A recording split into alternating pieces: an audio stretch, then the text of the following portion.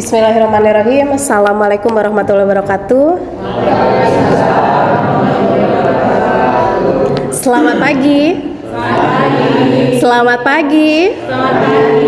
Alhamdulillah masih semangat ya Bapak Ibu, masih pagi ya. Oke, sebelum saya lanjut ke presentasi, saya ucapkan banyak terima kasih kepada Bapak Ibu yang telah menyempatkan waktunya dalam kegiatan diseminasi budaya positif kali ini. Terima kasih Bapak Ibu ya. Oke, baiklah Bapak Ibu, di sini saya akan mempresentasikan dan menyampaikan bagaimana penerapan pengalaman budaya positif khususnya di SMA Negeri 1 Parigi. Sebelumnya saya minta izin kepada Bapak Ibu untuk memperkenalkan diri saya. Perkenalkan, nama saya Selvia Dwi Anggraini. Saya sebagai calon guru penggerak angkatan 11 Kabupaten Pangandaran Bapak Ibu ya. Nah, sebelum lanjut ke materi, di sini ada uraian pemantik nih Bapak Ibu. Kita ambil contoh perbandingannya dengan hidup tumbuh-tumbuhan seorang petani. Dalam hakikatnya sama kewajibannya dengan kita ya Bapak Ibu sebagai seorang pendidik. Yang menanam padi misalnya hanya dapat menuntun tumbuhnya padi, ia dapat memperbaiki kondisi tanah, memelihara tanaman padi, memberi pupuk dan air, kemudian membasmi ulat-ulat dan jamur-jamur yang mengganggu hidup tanaman padi dan lain sebagainya. Bapak Ibu ada yang tahu nggak makna dari ini? Oke, jadi gini Bapak Ibu, kita tarik analogi, misalkan tanah itu kita ibaratkan sebagai lingkungan sekolah ya Bapak Ibu. Kemudian padinya itu kita ibaratkan seorang siswa, dan petaninya itu kita ibaratkan sebagai kita sendiri sebagai guru. Jadi kita tuh sebagai guru berkewajiban untuk membuat lingkungan sekolah kita itu menjadi aman dan nyaman. Kenapa seperti itu? Karena kalau misalkan kita sebagai guru membuat sekolah kita aman dan nyaman, insya Allah nanti karakter siswa pun akan semakin baik ya Bapak Ibu. Sama halnya seperti tanaman padi. Jika tanaman padi kita rawat tanahnya, kita rawat padinya, kemudian kita siram, dikasih pupuk, insya Allah padi itu akan tumbuh dan berkembang ya Bapak Ibu ya. Baiklah, kita lanjut ke budaya positif. Di sini saya akan mempresentasikan 8 poin mengenai budaya positif. Yang pertama, ada perubahan paradigma belajar. Kemudian disiplin positif, kemudian nilai kebajikan, kebutuhan dasar manusia, motivasi perilaku manusia, posisi kontrol guru, keyakinan kelas, dan segitiga restitusi. Untuk yang pertama Bapak Ibu, pembelajaran dengan paradigma baru. Di sini merupakan pembelajaran yang dirancang berdasarkan prinsip pembelajaran berdiferensiasi. Bapak Ibu tahu tidak? Pembelajaran berdiferensiasi itu apa? Pembelajaran yang disesuaikan dengan minat atau karakter siswa kita ya Bapak Ibu ya. Karena kan setiap siswa itu berbeda karakternya. Nah, di sini kita tuh belajar sesuai dengan kebutuhan berdasarkan tahap perkembangan sesuai teori psikologi modern untuk mewujudkan profil pelajar Pancasila. Di sini saya akan bertanya kepada Bapak Ibu, apakah Bapak Ibu sudah tahu kompetensi dari profil pelajar Pancasila yang ada di depan Bapak Ibu? Ada 6 kompetensi ya Bapak Ibu. Yang pertama itu ada kompetensi apa Bapak Ibu?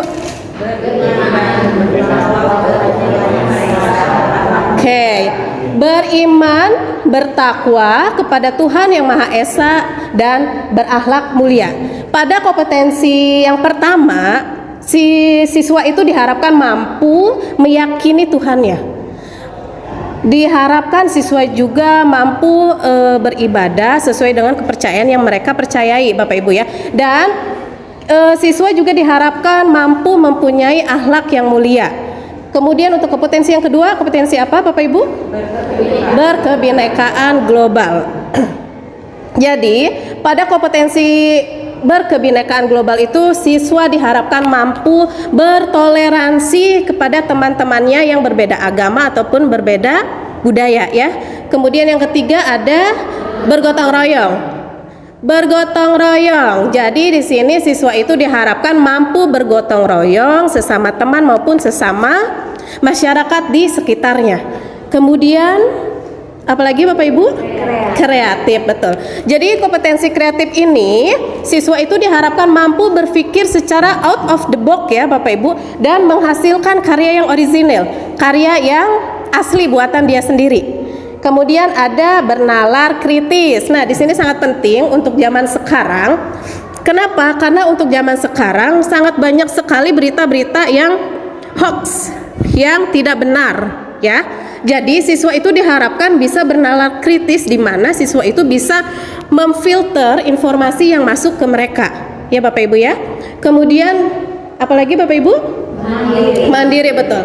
Untuk kompetensi mandiri ini, siswa itu diharapkan mampu menyelesaikan masalahnya secara mandiri ya Bapak Ibu. Kemudian yang sudah ya, oke. Sekarang kita lanjut ke selanjutnya, yaitu mengenai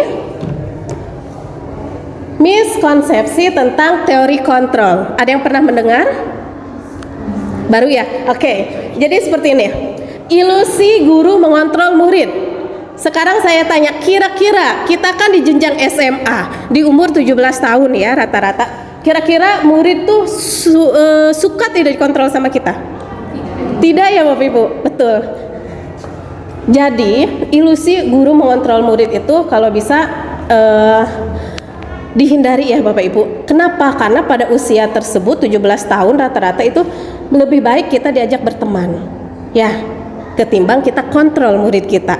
Kemudian yang kedua, ilusi bahwa semua penguatan positif itu efektif dan bermanfaat.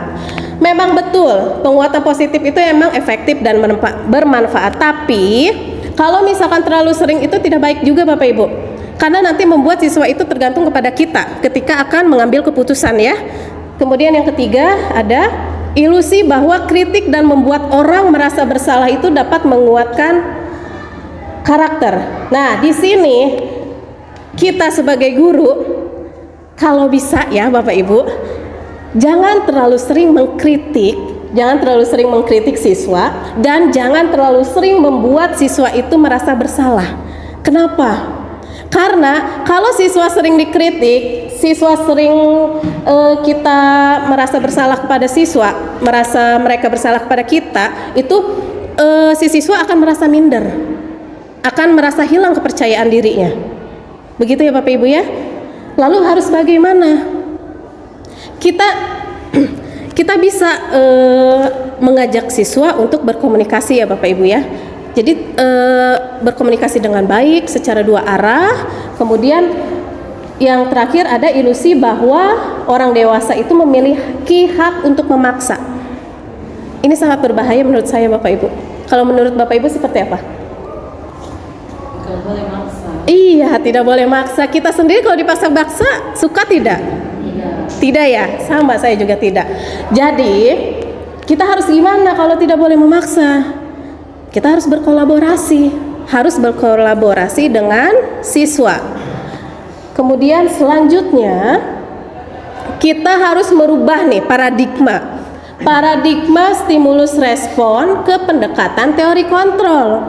Yang pertama, realitas kebutuhan itu kita sama, tapi pada aslinya Bapak Ibu ya, kebutuhan kita berbeda, betul tidak? Iya. Kedua, semua orang melihat hal yang sama, tapi kenyataannya gambaran kita itu berbeda. Gambaran saya dengan ibu-ibu yang di sini ataupun bapak-bapak di sini juga berbeda.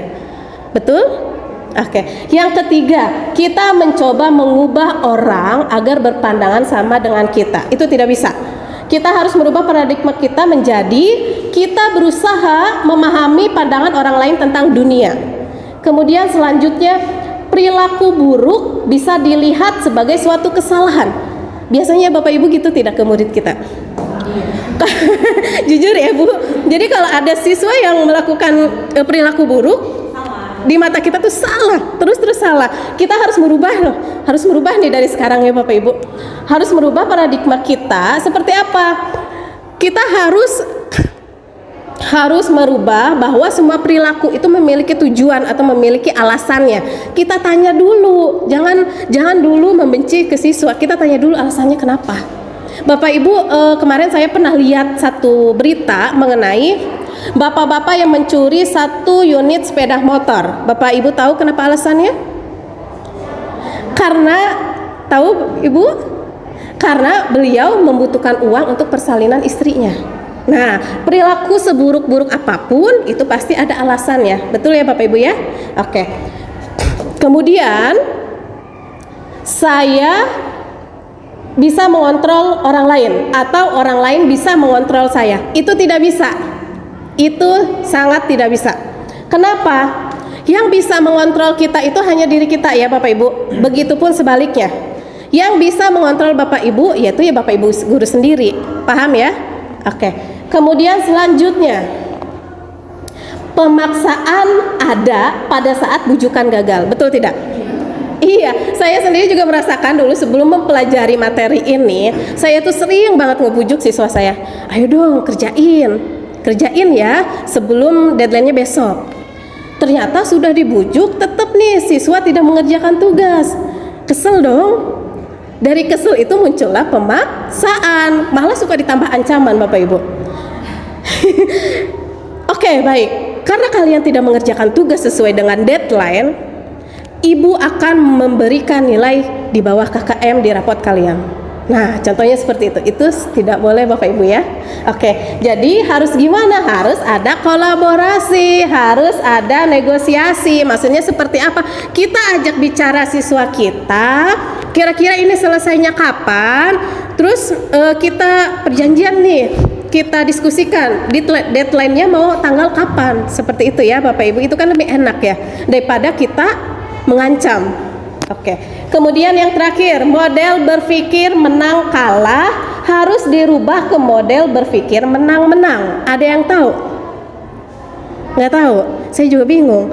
Jadi gini Bapak Ibu, yang saya tarik kesimpulannya, kalau misalkan berpikir menang kalah pasti ada yang dirugikan.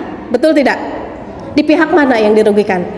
Yang di pihak kalah, betul. Kalau misalkan model berpikir menang-menang itu semua diuntungkan, betul? Oke. Kemudian yang kedua, kalau misalkan berpikir menang kalah nih, kita balik lagi, itu pasti di dalamnya ada kompetensi, ya. Sedangkan kalau menang-menang itu di dalamnya tidak ada kompetensi, melainkan bersinergi atau berkolaborasi, ya Bapak Ibu. Oke. Baiklah, untuk selanjutnya mengenai disiplin positif. Nah, di sini Bapak Ibu bisa baca ya. Disiplin itu berasal dari kata disiplina. Artinya apa? Belajar. Disiplin mengacu pada disiplin diri yang memiliki tanggung jawab terhadap apa yang dilakukannya berdasarkan nilai-nilai yang diyakini. Disiplin positif merupakan salah satu cara penerapan disiplin yang bertujuan untuk menumbuhkan kesadaran serta memberdayakan murid tanpa imbalan. Ingat, tanpa imbalan, tanpa hukuman, tanpa ancaman. Kenapa? Sekarang Bapak Ibu coba flashback ke belakang. Kira-kira Bapak Ibu pernah nggak mendisiplinkan siswa kita tapi dengan imbalan? Sering, saya juga sering. Oke, jujur saya juga sering. Contohnya seperti ini. Oke, semuanya tenang. Ibu mau tanya, apakah kalian bisa mengerjakan nomor 1? Bagi yang bisa, nanti ibu kasih nilai nih 90. Sering? Sering. Oke, Bapak Ibu yang saya hormati, mulai sekarang saya mohon untuk merubah ya. Karena apa? Karena terlalu sering dikasih reward, hadiah, itu tidak baik juga. Kenapa? Nanti si anak tuh melakukannya tidak didasari dari hati mereka, tapi didasari oleh kita, motivasi dari kita dari luar karena hadiah itu. Nanti ketika saat kita tidak mau memberi hadiah, nanti anak tidak akan menuruti kita. Betul tidak? Oke. Begitupun ancaman. Ingat, ini sangat bahaya sekali kalau ancaman. Kenapa? Misalkan contohnya seperti ini. Kamu kenapa sering telat masuk ke lab komputer? Minggu depan kalau misalkan telat lagi, kamu harus lari 2 keliling lapangan. Dari ancaman itu, siswa akan merasakan memang sih akan disiplin besoknya. Namun caranya yang salah. Caranya kenapa disebut salah? Karena mereka melakukannya karena ancaman dari saya, dari Bu Selvi gitu. Bukan dari hati mereka untuk merubah kepribadiannya. Ya Bapak Ibu, karena apa? Saya mah besok mau pagi takut dihukum. Soalnya kalau dihukum tuh saya pertama capek, kedua saya malu, kemudian tidak nyaman. Malu ya Bapak Ibu, kalau misalkan kita aja kalau dihukum malu tidak? Jangankan itu, ke gap nggak masuk sama kepala sekolah juga malu Pak, Bu ya, karena saya pernah waktu itu. Oke, kemudian sebagai pendidik tujuan kita adalah menciptakan murid yang memiliki disiplin diri sehingga mereka berperilaku mengacu pada nilai kebajikan universal dan memiliki motivasi intrinsik. Ada yang tahu motivasi intrinsik? Motivasi yang berasal dari hati kita, dari dalam tubuh kita, dari dalam pikiran kita, bukan dari luar. Ya Bapak Ibu ya. Kemudian selanjutnya, nilai kebajikan menurut Primary Years Program. Pertama ada apa Bapak Ibu? Saya minta tolong bacakan. Oke.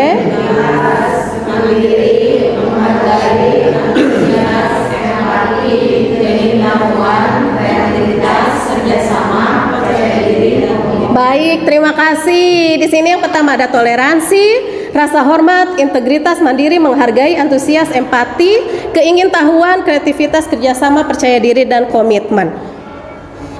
Kemudian selanjutnya kita membahas mengenai kebutuhan dasar manusia nih Bapak Ibu ya. Kebutuhan dasar kita sebagai manusia.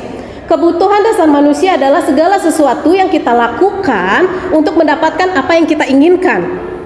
Seluruh tindakan yang kita lakukan itu memiliki tujuan tertentu ya Bapak Ibu. Dan semua usaha terbaik yang kita lakukan adalah dalam rangka agar kebutuhan dasar kita terpenuhi.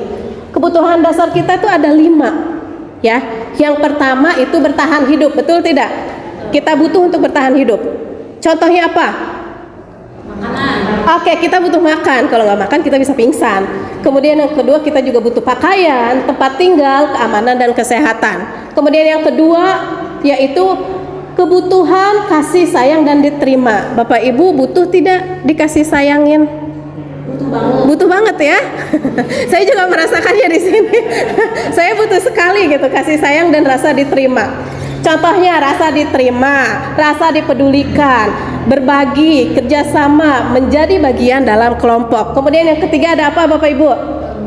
Penguasaan. Penguasaan itu seperti harga diri, keinginan untuk dianggap, memimpin, berprestasi, diakui dan didengar. Kemudian yang keempat ada kebebasan. Bapak Ibu butuh bebas? Oke, sesekali butuh dong. Oke, kebebasan seperti mandiri, memiliki pilihan, mencoba hal baru, mampu mengendalikan arah dirinya. Kemudian yang terakhir ada kesenangan. Di sini kebutuhan dasar kesenangan itu pasti semua butuh. Saya juga butuh banget. Kenapa? Karena di dalamnya ada bermain. Ya, bermain, humor, tertawa, antusiasme. Jadi nanti kalau misalnya kita weekend, kalau libur, tidak apa-apa bermain. Ya, oke. Kemudian kita lanjut ke motivasi perilaku manusia. Ada 2 nih Bapak Ibu. Yang pertama ada apa? Ekstrinsik. Yang kedua intrinsik. Ada yang tahu ekstrinsik itu apa? Bagus. Jadi motivasi ekstrinsik itu motivasi yang berasal dari luar, yang berasal dari hukuman atau dari penghargaan yang barusan kita bahas ya. Kemudian kalau misalkan intrinsik itu motivasi dari dalam diri kita. Jadi kita tuh menjadi orang yang mereka inginkan dan menghargai diri kita sendiri dengan nilai yang mereka percaya, ya. Nah, di sini Bapak Ibu, saya mohon maaf, belum lupa diedit ada linknya. Ada hukuman, konsekuensi, dan restitusi. Perbedaannya apa? Kita bahas satu-satu. Untuk hukuman itu tidak terencana, ya. Murid tidak tahu apa yang akan terjadi dan murid juga tidak dilibatkan. Ketiga, bersifat satu arah. Jadi siswa itu tidak boleh tidak ada negosiasi ke kita kalau hukuman biasanya. Kemudian berupa fisik. Ada yang bisa mencontohkan Bapak Ibu? Betul. Kayak misalkan seperti ini. Kamu telat masuk ke lab, silakan lari 2 keliling lapangan. Setimpal tidak kesalahan dengan hukumannya? Tidak ya, hukumannya terlalu berat Bapak Ibu. Nanti yang ada anaknya bisa pingsan. Ya, nanti kita lagi yang disalahin. Sekarang tidak boleh seperti itu ya. Nah, kemudian yang kedua konsekuensi terencana ya. Kalau konsekuensi disepakati sesuai aturan. Kemudian murid tetap dibuat tidak nyaman. Memang tidak nyaman, cuman di sini ada murid itu Bapak Ibu ditanya enaknya seperti apa untuk menyelesaikan masalah ini kalau konsekuensi. Ada yang bisa mencontohkan tidak? Contohnya seperti ini. Si A mencoret-coret buku si B. Kemudian ada nih guru. Ini kenapa dicoret-coret? Lalu ini kita harus bagaimana menyelesaikannya? Dan si A, ya sudah Bu, saya bersihkan lagi buku si B. Seperti itu konsekuensi. Ya Bapak Ibu ya. Oke. Kemudian restitusi ini yang paling baik, paling baik untuk menyelesaikan masalah ketika siswa melakukan kesalahan. Ada yang tahu restitusi itu apa? Masih bingung ya? Oke, saya juga baru tahu Bapak Ibu. Jadi restitusi itu proses menciptakan kondisi bagi murid untuk memperbaiki kesalahannya. Kemudian yang kedua, proses kolaboratif yang mengajarkan murid untuk mencari solusi sendiri. Contohnya seperti ini. Saya ambil contoh misalkan Tiani nih, kelas 12 IPA 7. Ketika saya tidak masuk dalam pembelajaran saya TIK, kemudian saya memberikan tugas ke kelasnya Tiani, namun Tiani tidak mengerjakannya, malah tertidur di kelas menurut laporan dari temannya. Misalkan contoh seperti itu. Kira-kira saya sebagai guru TIK-nya akan melakukan apa sih Bapak Ibu? Ada yang tahu tidak? Melakukan restitusi. Caranya seperti apa? Ada 3. Yang pertama, kita panggil anak yang bersangkutan. Yang kedua, kita ajak bicara. Ingat, restitusi itu kuncinya ada di komunikasi 2 arah. Kita ajak bicara, siswanya tanyakan alasnya kenapa, alasannya dia melakukan seperti itu. Kemudian kita tanya, kira-kira kamu bakal melakukan apa untuk menyelesaikan masalah ini, gitu ya Bapak Ibu. Oke. Kemudian selanjutnya ada 5 posisi kontrol guru Bapak Ibu. Pertama ada apa? Penghukum. Ibu tanya, Bapak Ibu pernah menghukum? Pernah, saya juga pernah Bapak Ibu. Mohon maaf ya. Kemudian yang kedua, pembuat rasa bersalah. Pernah tidak? Pernah. Ada yang bisa mencontohkan tidak membuat rasa bersalah? Seperti ini. Kok kamu mah begitu sih? Kan udah Ibu kasih tahu kemarin, Ibu kecewa deh. Biasanya kalau membuat rasa bersalah tuh si guru bilangnya lembah lembut gitu, supaya si anak tuh merasa bersalah ke kita. Paham nggak? Ya, berbeda dengan penghukum. Kalau penghukum langsung, kita nggak nanya dulu alasannya kenapa, langsung berdiri kamu di depan, lari kamu 2 keliling lapangan dan sebagainya. Kemudian kalau misalkan sebagai teman, ada yang tahu contohnya seperti apa? Gimana Bu? Iya betul, memberitahu dengan baik. Atau contohnya seperti ini, ayo dong demi ibu nih kerjain ya gitu. Kemudian pemantau. Di sini pasti semuanya pernah menjadi pemantau. Pernah? Jadi pemantau ini Bapak Ibu, biasanya kita tuh memantau siswa kita dari data otentik yang kita miliki, seperti nilai harian, kemudian nilai ulangan, nilai kehadiran ya Bapak Ibu. Kemudian yang terakhir yaitu posisi sebagai manajer. Tahu manajer? Manajer itu atasan. Jadi kita tuh ini posisi kontrol guru yang paling baik. Kenapa? Karena pada posisi manajer itu kita ada komunikasi 2 arah dengan siswa. Kita memposisikan kita sebagai orang tuanya mereka. Kita ajak ngobrol siswanya, kira-kira kamu kenapa melakukan hal ini? Terus bagaimana cara penyelesaiannya? Seperti itu ya Bapak Ibu ya. Jangan langsung dihukum, jangan langsung kita kritik, jangan langsung kita membuat mereka menjadi rasa bersalah. Tidak seperti itu ya Bapak Ibu. Oke. Kemudian selanjutnya ada contoh penerapan 5 posisi kontrol nih Bapak Ibu. Kasusnya siswa tidak memakai atribut lengkap saat upacara. Kalau penghukum langsung bilang gini, hormat pada bendera selama 1 jam. Dan biasanya kita nada tinggi ya. Kemudian kalau pembuat merasa bersalah, si guru bicara seperti ini. Berapa kali ibu harus memberitahu kamu? Selalu saja mengecewakan ibu. Pernah seperti itu? Pernah ya? Pernah Bu, saya juga. Nah, yang ketiga, sebagai teman, kira-kira guru akan mengatakan seperti apa? Ayo dong ikuti aturan sekolah, tolong bantu ibu bapak ya, nanti ibu yang dimarahin sama pak kepala. Saya sering jujur, ayo dong jangan berisik ya, ibu makan dulu ke kantin ya, nanti nanti ibu takut dimarahin sama pak kepala kalau kalian pada keluar. Pernah gitu nggak? Pernah, iya saya juga pernah. Kemudian pemantau itu seperti kamu sudah melanggar peraturan sekolah, kamu tahu konsekuensinya. Setelah upacara segera ke koperasi dan jangan diulangi lagi, ya. Kemudian yang terakhir yaitu sebagai manajer yang paling baik Bapak Ibu ya. Apakah kamu tahu kesalahan kamu apa? Kita tanya, karena semua perilaku siswa itu pasti ada alasannya Bapak Ibu ya.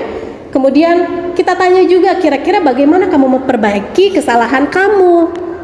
Kita diskusi aja sama siswa enaknya seperti apa. Nanti juga siswa bertanya balik ke kita. Menurut ibu gimana ya? Nanti kita kasih saran. Tapi harus sarannya yang positif ya Bapak Ibu. Kemudian selanjutnya, nah saya pengen tanya ke Bapak Ibu. Misalkan nih saya bilang gini, kamu tidak pernah benar melakukannya. Posisi kontrol apakah aku?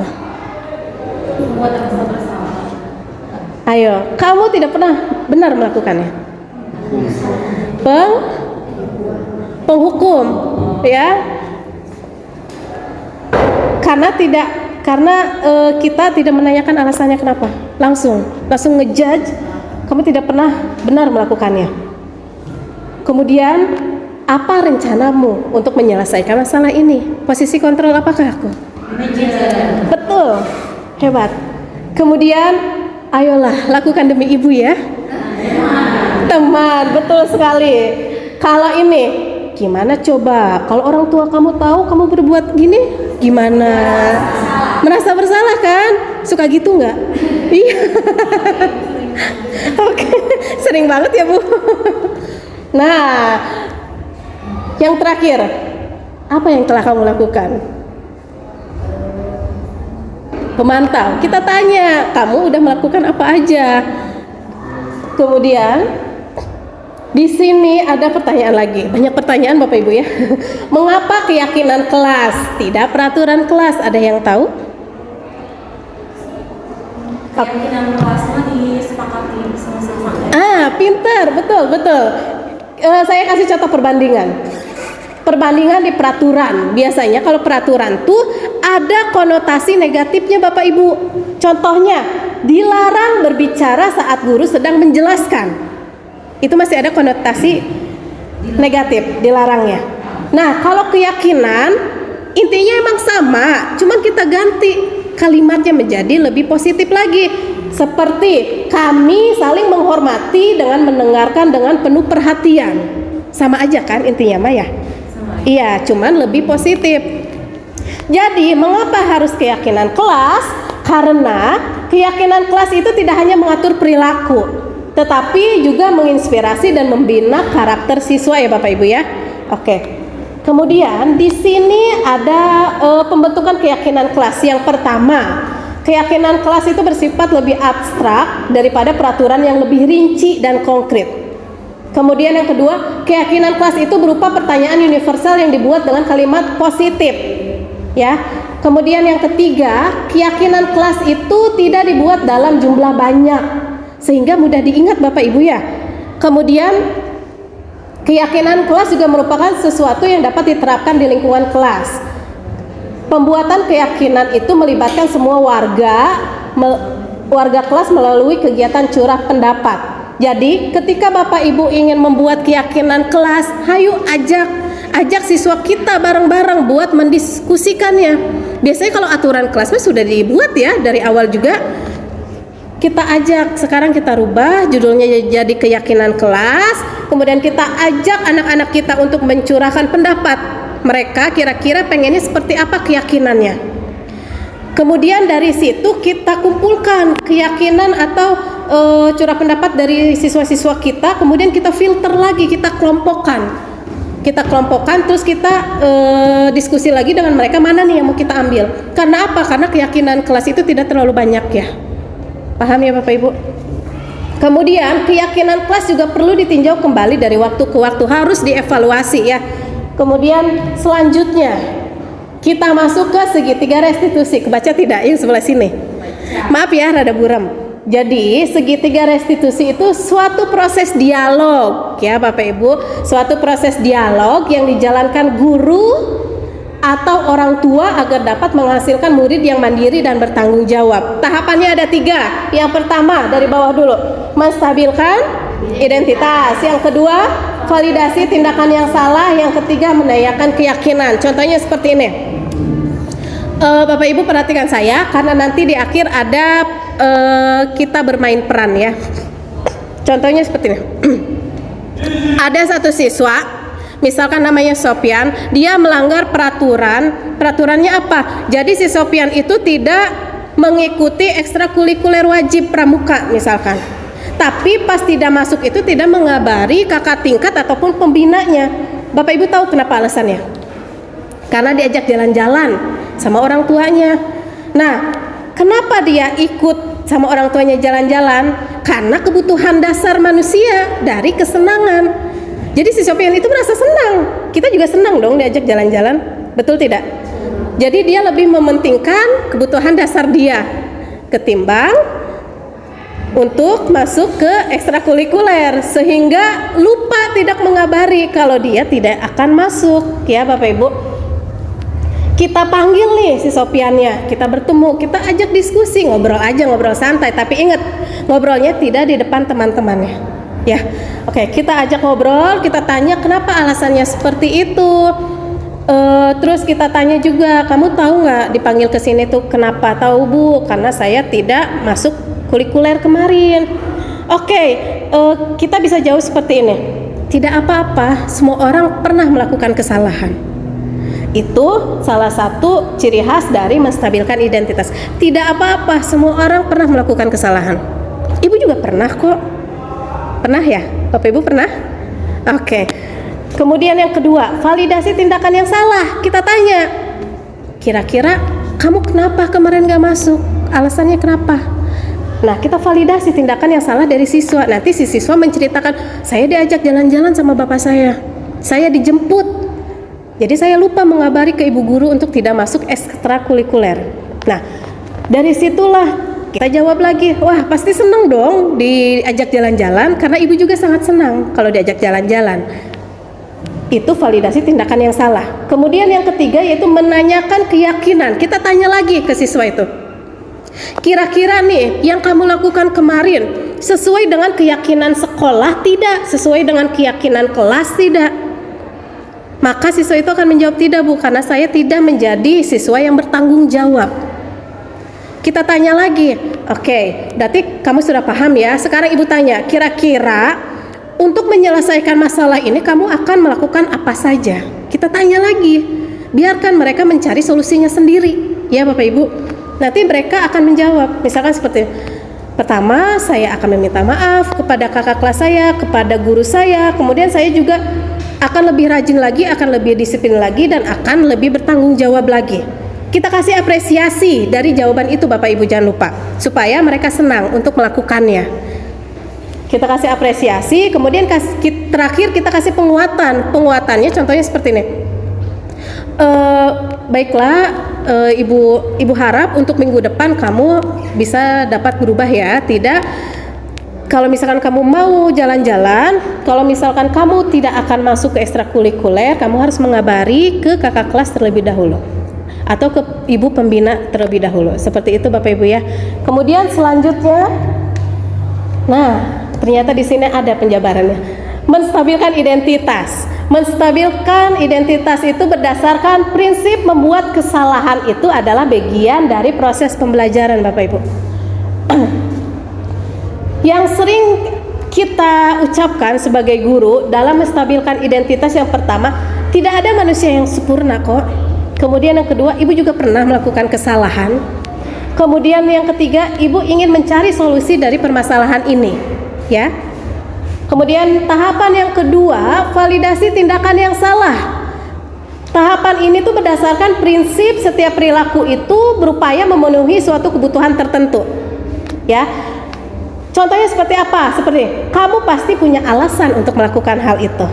kita tanya alasannya kenapa, jangan langsung dihukum, ya.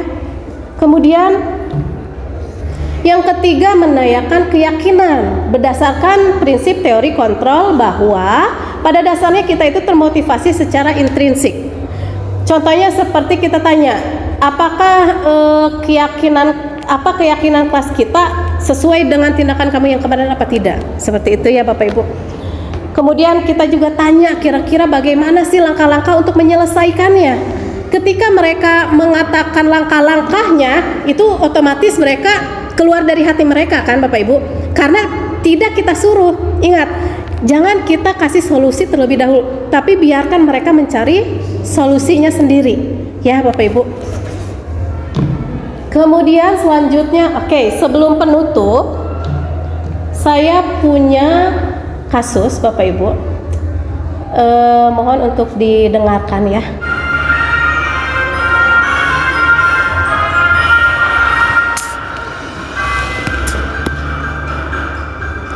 Tidak ada teks tapi audio, jadi harus fokus ya Bapak Ibu. Soalnya nanti saya bertanya ke Bapak Ibu.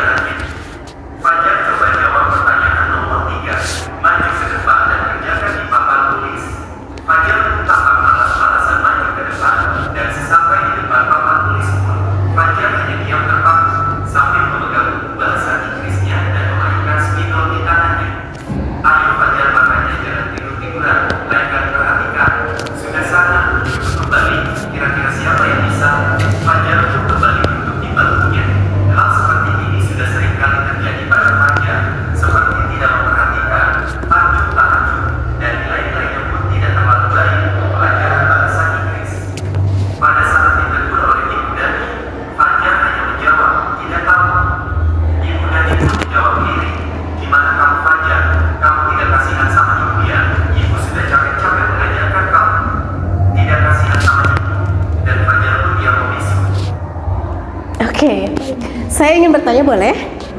Boleh ya. Kira-kira intinya masalah di depan itu apa? Identifikasi masalahnya. Tadi Fajar tidak nurut ya ke Bu Dani ya. Acuh tak acuh, kayak tidak semangat gitu belajarnya. Betul tidak? Kemudian yang kedua, kita analisis masalah nih. Kira-kira masalah di depan itu kenapa? Ada yang bisa?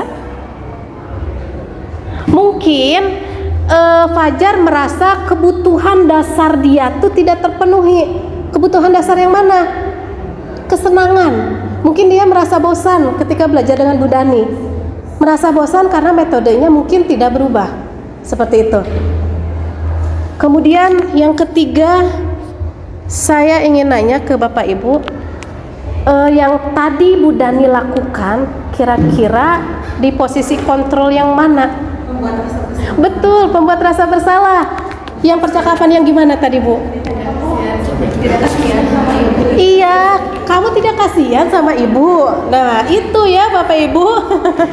Jadi sudah paham sejauh ini ya Bapak Ibu. Kalau misalkan sudah paham, sekarang saya ada lembar apa ya ini namanya.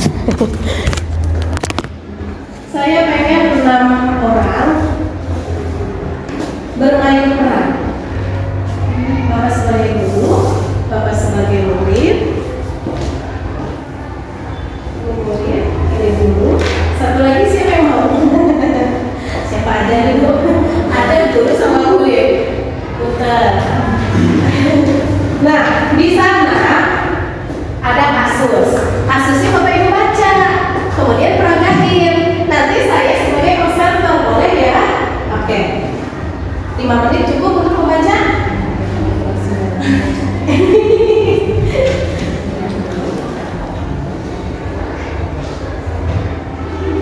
Nanti ada percakapan segitiga restitusi. Kita akan melakukan praktek segitiga restitusi.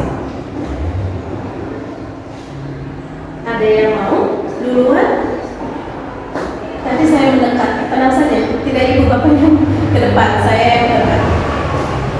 Gimana Pak Haris? BK nih Pak.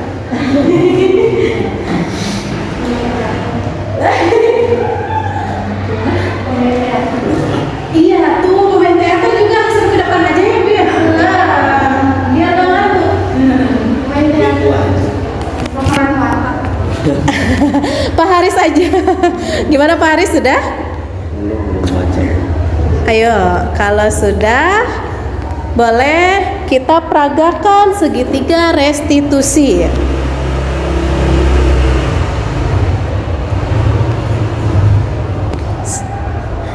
Kasusnya seperti apa Pak? Apa ya? Untuk kasus kita tanya ke bagian siswa. Kasusnya seperti apa Pak? Intinya. Intinya tidak melaksanakan tugas piket. Nah, tidak melaksanakan tugas piket. Kira-kira Pak Haris sebagai gurunya bakal berbicara seperti apa nih? Kita peragain nih Pak sebagai segitiga restitusi. Boleh ke depan Bapak? Saya mohon. Nggak apa-apa. Ayo. Hah? Bu Het, ayo Bu Het. Bu Dian. Kasusnya apa Bu Dian ini? Jadi ada siswa yang lagi pelajaran cari cara supaya Izin keluar ya, terus nggak balik lagi. Iya. Iya, oke. Nanti Bu Heti sebagai gurunya, kira-kira bakal ada percakapan apa nih di segitiga restitusinya? Bu Popi, kasus apa nih Bu Popi? membuat siswa lain menangis. Ya Allah, dijahatin Iya, gitu. diejek. Oh, diejek, Iya. diejek temannya. Nah, Iya. nanti Bu Nita sebagai gurunya kira-kira bakal ngobrol apa nih sama Bu Popi, ya? Yuk, siapa dulu? Bu Het, gimana? Kemudian gimana? Ayo, yuk kita mulai. Tidak apa-apa, tidak sesuai juga. Yang penting intinya kita sudah tahu, ya. Atau mau saya contohkan? Saya contohkan boleh ya? Oke, saya contohkan misalkan ke Budian. Saya sebagai gurunya, Budian sebagai muridnya. Saya panggil nih Budian. Kita bertemu berdua di di suatu ruangan. Saya tanya seperti ini. Budian, gimana kabarnya hari ini? Baik. Alhamdulillah baik ya. Budian tahu tidak kenapa saya panggil ke sini? Tidak, kasusnya tadi apa? Oh yang ini? Iya, Jadi murid Bu. iya betul. Iya tahu. Tahu. Saya izin keluar tidak masuk. Oke, berarti Budian udah paham ya kesalahannya apa. Jadi Budian kemarin izin, namun tidak balik lagi. Oke, pada saat pembelajaran gitu ya. Oke, sekarang saya tanya ke Budian. Kira-kira kenapa Budian melakukan hal seperti itu? Alasannya saya kurang paham dengan metode yang Ibu ajarkan. Oke, berarti Ibu Dian mengatakan saya kurang paham dengan metode yang diajarkan oleh gurunya. Oke, kita masuk ke tahapan awal. Kita bilang seperti ini. Oh, iya. Ibu juga pernah kok dulu seperti itu. Ketika ibu sekolah, ibu juga pernah kok malas-malasan karena ibu tidak suka metode pembelajaran yang guru ibu lakukan. Kita bisa menstabilkan identitasnya. Kemudian yang kedua, kita tanya lagi alasannya. Tadi kan sudah ya. Kemudian kita tanya, kira-kira yang Budian lakukan kemarin itu sesuai dengan keyakinan kelas apa tidak? Tidak. Tidak. Kenapa tidak? Keyakinan kelas yang mana? Budian tidak bertanggung jawab. Ya, kenapa tidak bertanggung jawab? Karena kan kalau murid harusnya kalau sudah izin harus balik lagi Bapak Ibu ya.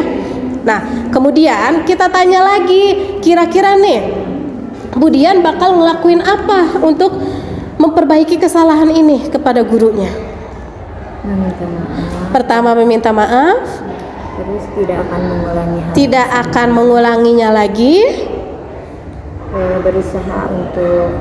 Berusaha untuk menjadi lebih tanggung jawab. Oke. Dari solusi yang ditawarkan oleh murid tersebut kita harus apresiasi ya Bapak Ibu ya. Ih, bagus sekali, hebat. Itu langkah-langkah yang sangat luar biasa. Ibu harap kamu melakukannya dengan rasa tanggung jawab. Ibu harap untuk kedepannya Budian itu berubah, tidak seperti itu lagi. Semangat ya Bu ya. Nah, kita kasih penguatan, dikasih semangat. Ada yang sudah paham? Boleh ke depan satu. Hayo Bapak Bapak BK dan Bapak Teater. Hayo Pak Sigit ke depan Pak. Sama Pak Haris. Hah? Oh susah. Bu Popi aja tuh yuk. Hayo nggak apa-apa hayo. Nggak apa-apa sini nggak apa-apa sini. Nggak apa-apa, duduk di sini, duduk. Bu sini. Nggak usah lah, biasanya kalau pakai kertas kita suka kagok gimana ya. Duduk. Nanti kalau bisa berhadapan ya, tapi tidak apa-apalah, berpinggir-pinggir juga biar kayak bestie gitu ya, biar kayak teman. Silakan Bu. Ali, tahu nggak Ali dipanggil ke ibu karena Salah tahu Amira menangis kepada saya. Amira menangis karena Ali. Kenapa Ali melakukan seperti itu? Alasan Ali apa?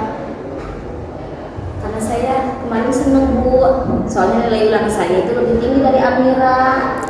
Terus perasaan Ali bangga. Iya, Begitu makanya menangis itu. iya karena saya bilang bahwa nilai saya itu lebih tinggi dari kamu Amira. Kamu nggak belajar sih. Bu, sampai nangis Bu. Ya.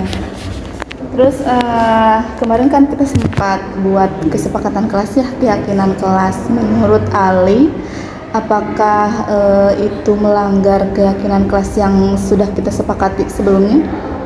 Iya Bu. Ya, harusnya seperti apa Ali? Harusnya saya lebih menghargai orang lain, terus bisa membuat nyaman orang lain juga di kelas. Udah paling yang saya. Jadi tahu ya bahwa apa yang Ali lakukan itu sudah sedikit keluar dari keyakinan kelas yang sudah kita sepakati gitu Iya, ya. Bu. Ya, lain kali jangan seperti itu ya Ali ya. Insya Allah, Bu. Terima kasih Ali, semangat bisa lebih baik ya. Ya Bu, terima kasih Bu. Betul sekali seperti itu Bapak Ibu ya. Jangan langsung ngejudge, jangan langsung dihukum. Kasihan anak-anak kita kalau dihukum terus ya. Nanti mental health, bener nggak Bu? Mental health ya. Nanti mental healthnya terganggu ya. Nanti kita yang disalahkan. Pernah dengar kasus nggak? Ketika ada seorang guru menghukum siswanya, malah gurunya yang ditangkap penjara. Pernah ya? Nah, takutnya seperti itu. Ya Bapak Ibu ya, lebih baik kita ajak berteman saja siswa kita. Karena apa? Karena kan seusia mereka, seusia 17, 16, 15 itu enaknya diajak berteman. Kalau udah berteman kan enak. Siswa bisa nurut ke kita. Kemudian kita juga enak menanyakan kepada mereka ya kalau ada salah seperti itu. Nah, sekarang karena keterbatasan waktu, Ibu Popi silakan bisa kembali lagi. Terima kasih ya Bu. Ada yang mau memperagakan lagi tidak? Kalau tidak, kita lanjut ke sesi berikutnya ya. Oke, sesi berikutnya sesi tanya jawab, tapi karena waktunya sudah lebih dari 1 jam, hanya 1 pertanyaan saja. Mungkin ada yang ingin bertanya, mangga Pak Sigit. Bismillahirrahmanirrahim. Assalamualaikum warahmatullahi wabarakatuh. Waalaikumsalam. Terima kasih Ibu sudah memberikan kesempatan pada saya mengenai materi budaya positif ini. Subhanallah, sangat hebat, bagus. Ada beberapa pengalaman pribadi saya mengenai peran guru yang 5 itu. Ini real ya Bu ya. Iya. Saya di depan kan mengenai tata tertib sekolah, mengenai etika siswa yang dilarang merokok. Memang ada pergub dan sebagainya ya, bahwa lingkungan sekolah tidak dijadikan sarana untuk merokok. Bukan hanya siswa tapi guru juga dilarang. Iya. Iya. Nah ini di depan sana anak-anak ketika parkir motor dijadikan kesempatan sambil temannya datang, kan saya juga di sana, tinggal kedapatan mereka tuh ada kebutuhan manusia juga kan, salah satunya menghisap rokok tersebut gitu. Nah, yang jadi dilematis saya, katanya di keluarganya juga tidak dilarang gitu ya Bu ya. Sementara posisi saya sebagai guru yang memang harus hanya sebatas gini aja Bu, saya cepet gitu, nggak sampai seperti yang tadi diterangkan gitu. Ada segitiga itu. Segitiga restitusi. Segitiga restitusi. Oke. Jadi seperti ini Bapak Ibu. Misalkan kita ada di posisi Pak Sigit ya. Emang serba salah sih, apalagi kalau misalkan saya sendiri sebagai perempuan. Sedangkan mereka di usia-usia mereka ya you know lah, mereka kalau udah emosi seperti apa. Takut Bu, jujur saya takut sekali. Ya mungkin jalan plan B-nya ketika mengadakan segitiga restitusi, kita upayakan terlebih dahulu. Tapi kalau misalkan segitiga restitusi sudah Pak Sigit jalankan namun tidak berhasil, wayahnya panggil guru BK, panggil guru, kita kolaborasi dengan orang tuanya juga, kita panggil orang tuanya gitu. Kira-kira dari pertemuan itu kita berkomunikasi nih dengan orang tua si murid, berkomunikasi juga dengan guru BK. Bagaimana caranya untuk menyelesaikan masalah ini? Kita tanya. Banyak lagi Bu. Iya.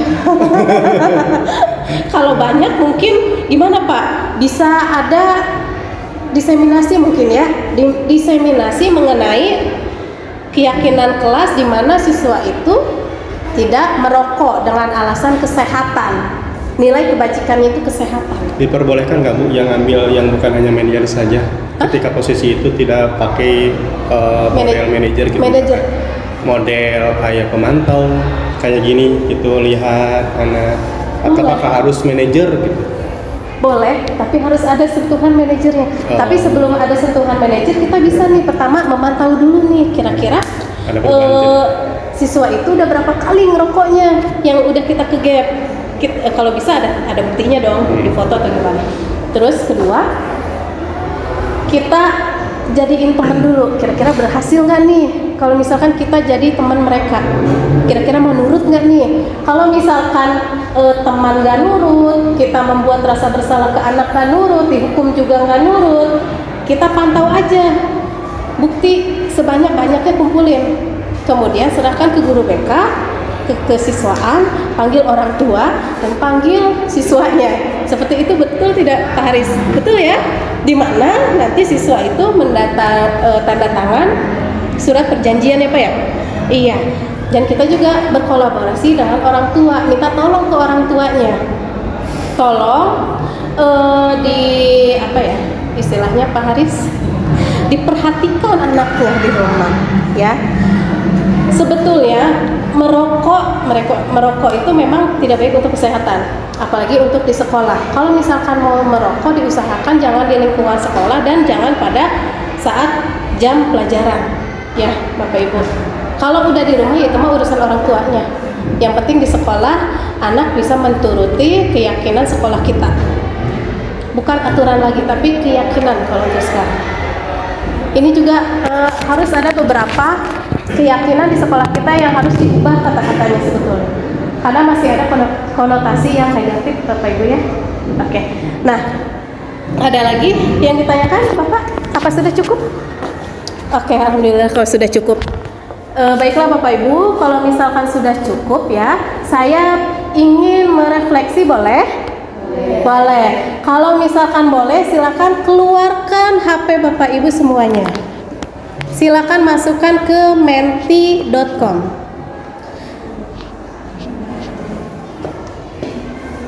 menti.com. Yes, mentimeter.com atau menti.com. Sudah? Ini kodenya Bapak Ibu.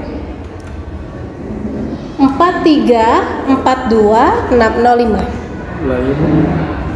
4342605. Sudah? 4342605.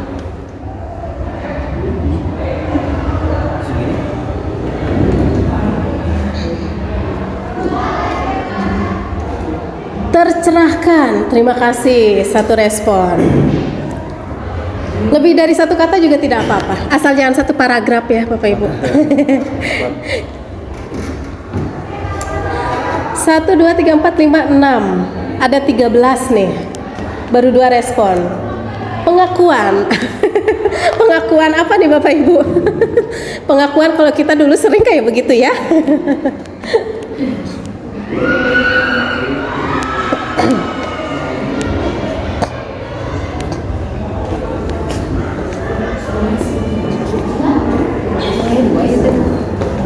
Gimana Bu Dian? Sedikit ya. Boleh banyak. Karakternya berapa ya maksimal? Secukupnya aja. Boleh Bu, 2. Boleh. Kenapa Bu Nita? Awesome. Thank you. Pengetahuan baru. Apa ya? Sudah? Sambil Bu. Boleh bisa nggak ada takut seperti itu udah. Sudah? Oke. Baru 5 respon. Lupa lagi pasti. Ya, berapa ya? Tadi juga saya lupa. Sebentar, Pak.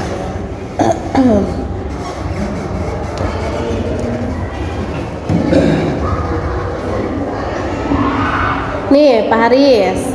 4342605.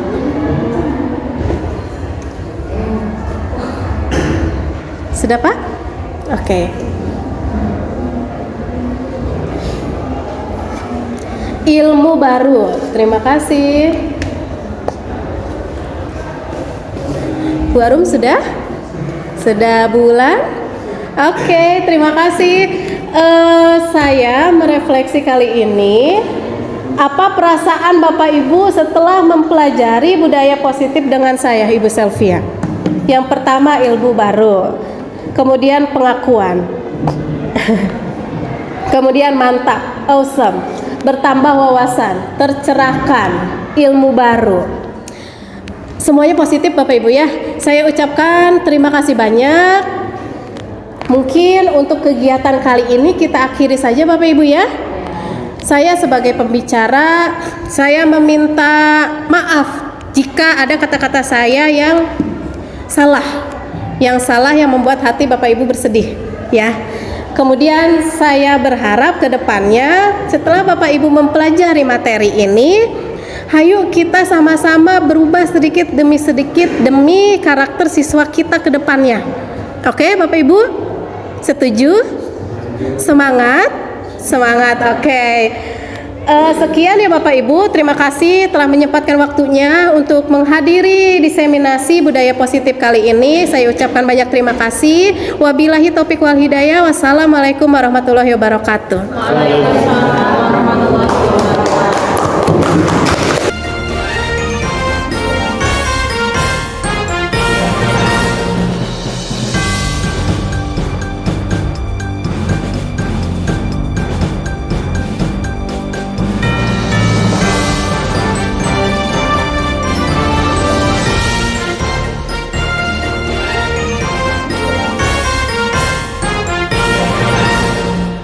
Assalamualaikum Bapak Guru hebat. Perkenalkan nama saya Selvia Dwi Anggraeni. calon guru penggerak Angkatan 11 dari Kabupaten Pangandaran. Sekarang saya akan mempresentasikan mengenai budaya positif modul 1.4. Kemudian saya juga akan mempraktekkan penerapan segitiga restitusi terhadap siswa yang melakukan kesalahan di sekolah. Sebelum penerapan segitiga restitusi di sekolah, alangkah baiknya kita mengetahui dulu mengenai segitiga restitusi. Segitiga restitusi yaitu suatu proses dialog yang dijalankan guru atau orang tua agar dapat menghasilkan siswa yang mandiri dan bertanggung jawab. Untuk penerapan segitiga restitusi, langkah pertama yaitu menstabilkan identitas. Menstabilkan identitas berdasarkan prinsip membuat kesalahan adalah bagian dari proses pembelajaran dan menggeser identitas gagal ke identitas sukses. Langkah segitiga restitusi yang kedua yaitu validasi tindakan yang salah. Langkah ini berdasarkan prinsip setiap perilaku berupaya memenuhi suatu kebutuhan tertentu, dan guru akan bergeser dari pemikiran stimulus respon menjadi proaktif, serta mengenali dan mengakui kebutuhan murid. Untuk langkah ketiga dari segitiga restitusi yaitu menanyakan keyakinan. Murid akan diberi pertanyaan. Pertanyaan bermakna untuk memunculkan motivasi secara intrinsik sehingga mampu mengaitkan keyakinannya dengan tindakan yang salah. Berikut penerapan segitiga restitusi pada kasus 1. Pada saat mata pelajaran informatika, kelas 12 MIPA 7 diberikan tugas. Guru mata pelajarannya tidak dapat masuk kelas karena harus mengikuti rapat kepanitiaan kegiatan sekolah. Saat itu, Tiani malah tiduran dan akhirnya tertidur sungguhan. Sehingga pada saat pengumpulan tugas, Tiani tidak mengumpulkannya karena tidak mengerjakan tugas. Waalaikumsalam, silakan duduk. Iya, terima kasih. Halo Tiani, gimana kabarnya? Alhamdulillah baik, Bu. Alhamdulillah baik. Tiani tahu kenapa ibu panggil ke sini? Tahu. Kenapa? Karena pada saat pelajaran Ibu saya tertidur dan tidak mengerjakan tugas. Oh begitu. Ibu boleh tahu alasannya kenapa? Karena semalam saya tertidur, Bu, karena ada habis nonton drakor. Apa itu drakor? Drama Korea, Bu. Oh, Masya Allah, nonton drama Korea. Sampai jam berapa sih? Sampai jam 12 malam. Masya Allah, sampai tengah malam berarti ya? Oke, sekarang ibu tanya lagi deh ke Tiani. Kira-kira yang Tiani lakukan kemarin pada pembelajaran ibu itu baik apa tidak ya? Sesuai dengan keyakinan kelas apa tidak? Tidak. Kenapa? Karena saya menjadi siswa yang tidak bertanggung jawab. Berarti Tiani sudah paham ya? Nah, sekarang ibu tanya lagi deh ke Tiani. Kira-kira keyakinan Tiani untuk menyelesaikan masalah ini tuh apa aja ya? Yang pertama, saya akan meminta maaf kepada guru saya. Yang kedua, saya juga akan meminta maaf kepada teman-teman saya. Yang ketiga, saya akan melengkapi tugas-tugasnya dan tidak akan mengulangi kesalahan itu lagi. Oh, Masya Allah, luar biasa. Ibu sangat mengapresiasi langkah-langkah yang akan Tiani laksanakan. Ibu harap untuk kedepannya Tiani tidak mengulangi lagi ya, terutama pada pembelajaran ibu. Paham? Tiani mengerti ya? Tiani berjanji? Oke, sekarang Tiani boleh kembali lagi ke kelasnya. Terima kasih ya. Assalamualaikum. Waalaikumsalam. Sudah? Assalamualaikum warahmatullahi wabarakatuh. Perkenalkan, nama saya Tiani dari kelas 12 MIPA 7. Saya sangat senang sekali berdiskusi dengan Ibu Selvia karena Ibu Selvia telah mengajari saya menjadi siswa yang lebih baik dan menjadi siswa yang bertanggung jawab. Karena menjadi siswa yang bertanggung jawab itu sangat dihargai oleh teman-teman dan sangat disukai oleh para guru-guru. Sekian, terima kasih. Wassalamualaikum warahmatullahi wabarakatuh. Berikut penerapan segitiga restitusi pada kasus 2. Pada hari Jumat, Sopyan tidak mengikuti kegiatan ekstrakurikuler di sekolah. Ia pun tidak memberikan keterangan kepada pembina dan rekannya tentang ketidakhadirannya. Assalamualaikum Bu. Waalaikumsalam, silakan dulu Sopyan. Halo Sopyan, gimana kabarnya hari ini? Alhamdulillah baik Bu. Alhamdulillah. Sopyan tahu kenapa ibu panggil ke sini? Tidak tahu Bu. Kenapa? Karena saya tidak izin kepada pembina dan senior saya di ekstrakurikuler. Maksudnya Sopyan nggak masuk gitu ya? Ya, Nggak masuk. Gara-gara apa kalau ibu boleh tahu? karena saya diajak sama orang tua untuk pergi jalan-jalan. Oh begitu, senang sekali pasti dong diajakin jalan-jalan. Ibu juga senang kalau diajakin jalan-jalan. Nah, sekarang ibu mau tanya ke Sopyan. Kira-kira ini ya, kemarin kan Sopyan tidak masuk ke ekstrakurikuler, kemudian tidak mengabari pembina sama kakak kelasnya. Itu kira-kira menurut Sopyan sesuai dengan aturan sekolah tidak? Tidak Bu. Kenapa? Karena saya tidak melakukan, tidak mengatakan peraturan Bu. Tidak mengikuti peraturan ya? Oke. Peraturan di bagian mana Bu? Di bagian ekstrakurikuler Di bagian ekstrakurikuler. Kurang apa nanti Sopyan Bu? kurang disiplin Bu. Kurang disiplin. Oh seperti itu. Ya. Oke. Sekarang ibu tanya lagi nih pada Sopyan. Kira-kira nih ya, keyakinan apa atau langkah-langkah apa yang bakal Sopyan ambil untuk menyelesaikan masalah ini? Yang pertama, saya meminta maaf kepada pembina dan senior di ekstrakurikuler. Yang kedua, saya meminta maaf kepada rekan-rekan teman saya di ekstrakurikuler. Kemudian, Yang ketiga, saya tidak akan mengulangi lagi izin. oke. Jadi Sopyan tidak akan mengulangi lagi gitu ya. Oke. Itu langkah-langkah yang sangat luar biasa sekali, sangat ibu apresiasi. Jadi ibu harap untuk kedepannya Sopyan tidak mengulangi lagi ya. Ya. Sopyan harus lebih disiplin lagi, ya. Kemudian harus lebih bertanggung jawab lagi. Kalau Sopyan mau izin, Sopyan harus terlebih dahulu mengabari pembina dan rekan-rekannya ya. Bagus ya, Paham Sopyan? aku paham. Oke, Sopyan berjanji kepada ibu? Berjanji Bu. Berjanji? Ya. Oke. Sekarang Sopyan boleh kembali lagi ke kelas. Terima kasih ya. Bagus. Assalamualaikum. Salam. Assalamualaikum warahmatullahi wabarakatuh. Perkenalkan, nama saya Sopyan Adi Nugroho dari kelas 12 IPA 7. Saya sangat senang berdiskusi dengan Ibu Selvia karena Ibu Selvia telah mengajari saya tentang kedisiplinan di sekolah. Karena jika kita disiplin dan mentaati peraturan sekolah, maka kita akan menjadi pribadi yang lebih baik.